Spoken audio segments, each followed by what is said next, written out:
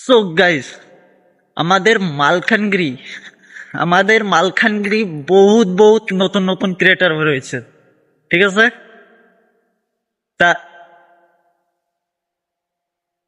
প্রত্যেক নতুন ক্রিয়েটাররা চায় আমরাও কিছু ভিডিও বানাই, আপলোড দিই, লোকেও আমাদের সাপোর্ট করুক, তার জন্য বানাই। তা ওকে মনটা ভেঙে যায় কোন সময় জানো?